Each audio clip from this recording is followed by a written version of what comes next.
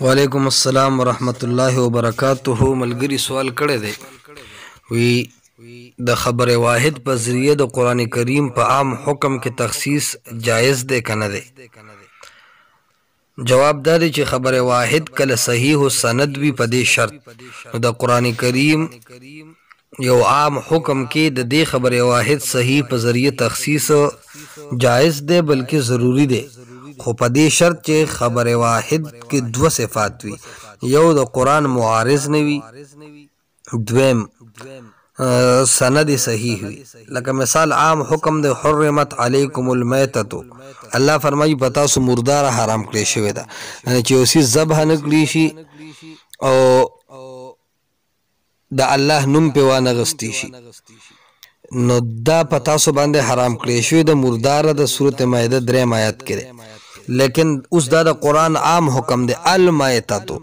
څومره مردارم چې دی په تاسو حرام دي، دا د قرآن عام حکم شو. اوس په خبر واحد صحیح سره د تخصیص شوی دی، کوم چې مستدرک اول جلد صفحه 143 کې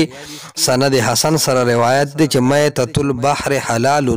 د سمندر مرداره هغه حلال ده، یعنی د سمندر مایع وغیره حلال دي. اوس هلته ویلي دي چې حرمت علیکم المیتۃ، په تاسو مرداره حرام ده، او دلته وفرمیل میتۃ البحر حلال، د سمندر مرداره حلال ده. اوس دا د قرآن کریم عام حکم چې حرمت علیکم المیتۃ، او دا حدیث د خبر واحد چونکه صحیح نو میتۃ البحر حلال سره د قرآن کریم د دې عام حکم کې تخصیص راغی.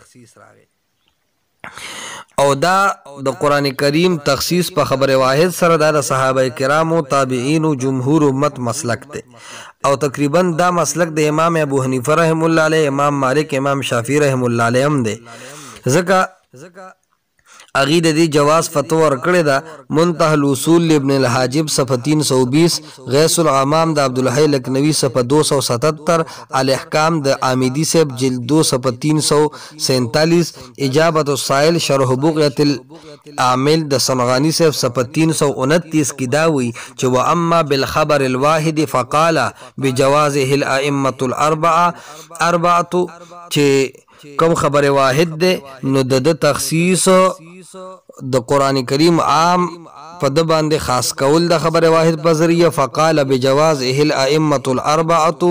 ائمه اربعه د دې جواز قائل دي. شهاب الدین ابو العباس احمد بن ادریس القرافی